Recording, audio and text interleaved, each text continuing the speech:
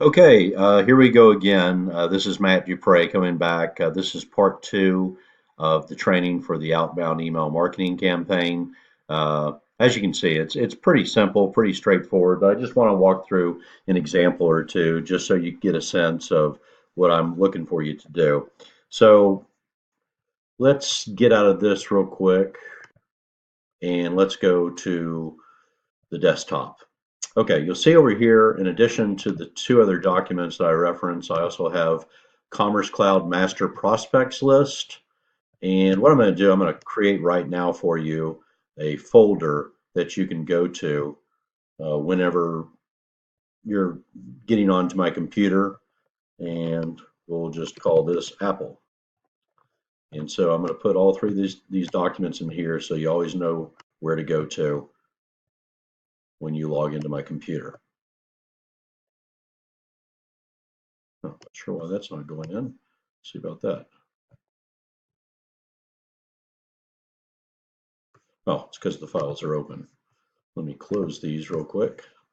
Save and save.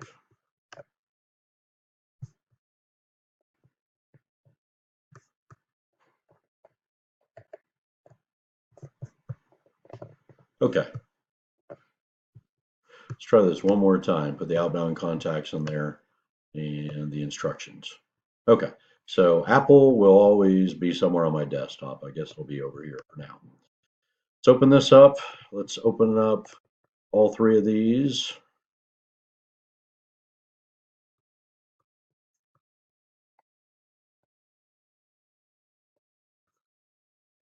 There's the instructions and outbound contacts history. Okay, so let's do this with an actual real world prospect that I have. And in this case, let's go to the Commerce Cloud master list. So these are about, as you'll see here, these are about 260 plus accounts total. Let me move over the screen, the frame here so you can see everything. Around 260 accounts total that are best prospects for me. From what I can tell, all of these different prospects have an e-commerce site already. So these 260 were whittled down from about 6,000 accounts that I have total. And at a later date, after we get through these 260, we'll start working on some of the other prospects. But these are the best ones initially, is pretty much all you need to know right now. So let's go to the top of the page. And what I've done is I've broken down the number of accounts by each of the different account reps that I support. Not really applicable to your job, but just letting you know. And let's take an account like, uh, let's see, like Alltech. So Alltech, what we want to do with this first is I'd probably start out with Hoover's if I were you. And so you move that up. I'm going to go up to Hoover's. I'm going to type in Alltech. We've already logged in, as you know, from the previous screen, so that's taken care of. And Hoover's is going really, really, really slow today for some reason. Okay, so here's Alltech, and for this one, I'm looking for the one.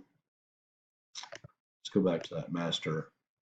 It says they're based out of Tampa, Florida, construction machinery. So sometimes in Hoover's, you're going to have to figure out which one is which because more than one name will show up. So I think it's this one that's out of Birmingham, Alabama.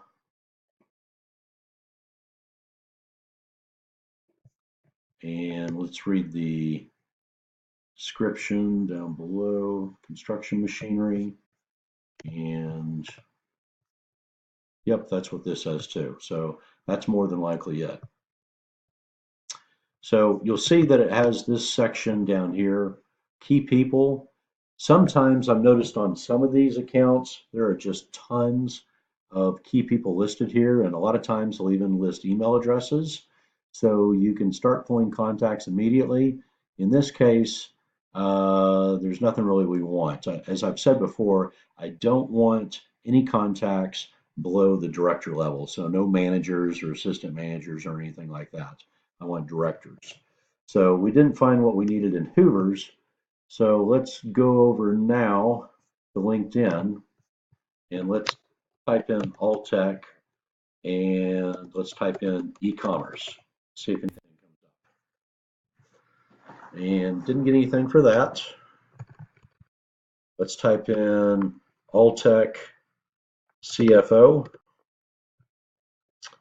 and looks like the CFO of Alltech is on there, but it doesn't look like their name is listed. So um, you might have to go out to the Alltech site and find that. So what I'm saying is there is going to be some digging around. Uh, go out to alltech.com itself. And a lot of times, as you probably know, if you can't find them in LinkedIn, actually, that's probably the best place to start is to go out to the company site. So let's go to Alltech.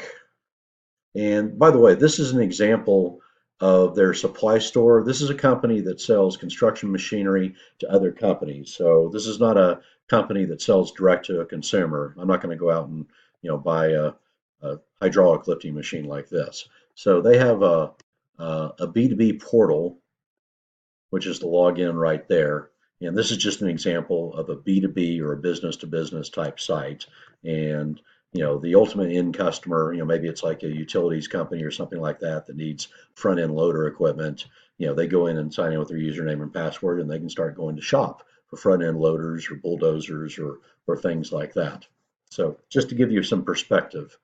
But let's go back to the main page. And let me see if we can find anything about the executives, about Alltech. That's probably that's probably where the executives are going to be if they're listing anything. It depends on the company. If it's a public company, they'll typically list the executives. Sometimes private companies don't. They want to keep that from getting out there to everybody else. So I don't see anything off to the side listing executives. So now what we can do is we can go out to Google and just do a general search for Alltech. And this will go a lot faster after you do it a couple of times. This is just getting used to what we're doing. But Alltech executives, and we have these other sites like Bloomberg, which sometimes yes and sometimes aren't always uh, accurate. Let's go out to Bloomberg and see who it lists as the CEO. Maybe it lists the CFO, etc. And again, my connection is going pretty slow.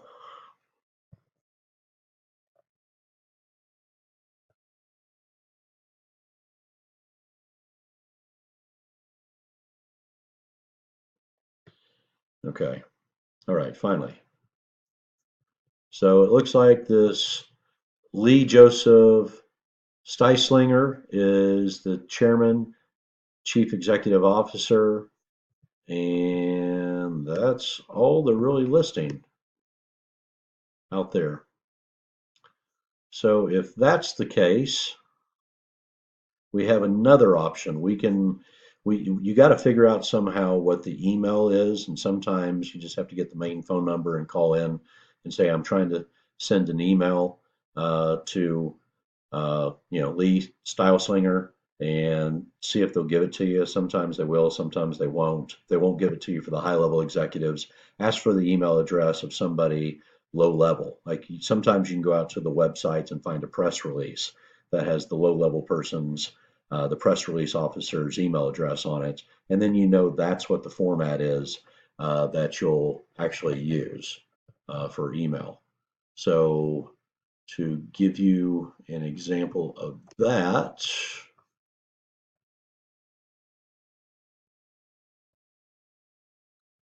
we can go out to alltech.com.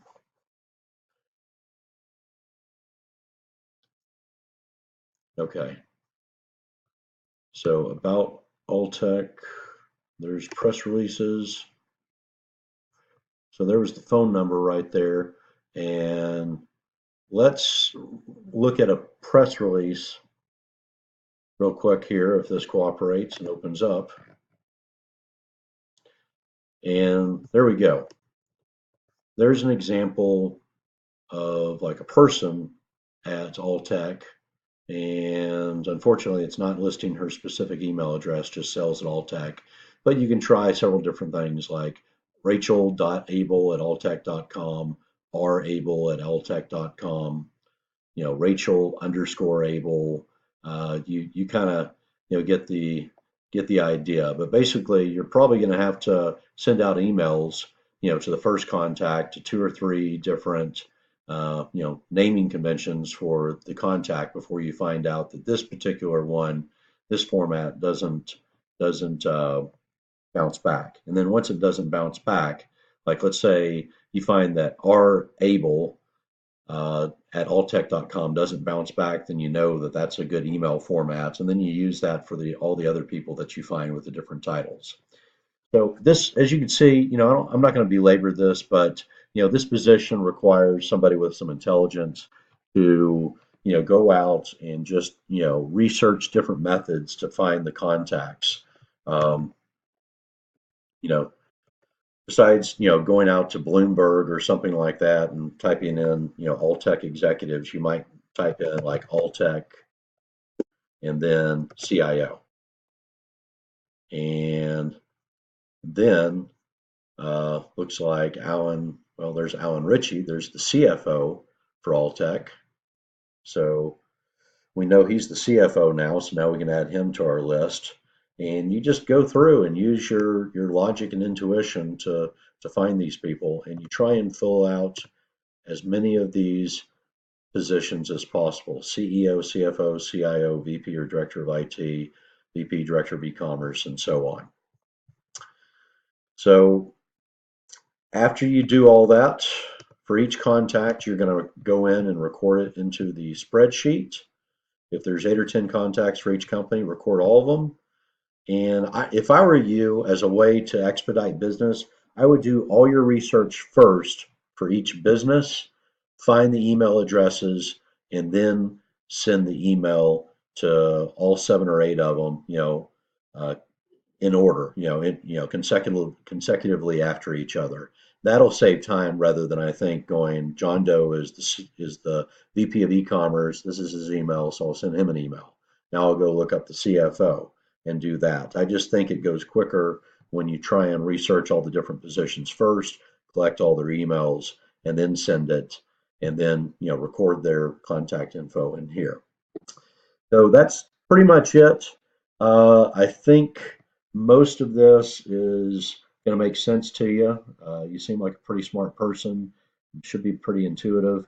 But if you have any questions, um, please email me at my Yahoo email address. And the Yahoo email address is going to be this one, mattbdupre@yahoo.com. I'd rather have you email me there than at my work address. So send it there, or I'm also going to get my Skype up and running and leave that open at least when I'm available at night but not working. I'll probably leave it on until like 9 or 10 o'clock at night, US, Central Standard Time. And again, we're about 14 hours behind you in the Philippines. So you'll have to keep that in mind. You'll have to kind of do your time calculations. But email is probably best to reach me because I always have my cell phone on me, and it always refreshes, so I get notifications of emails pretty often. So that's your training for the day. Please feel to reach out to me again if any questions, and thanks so much. Signing off.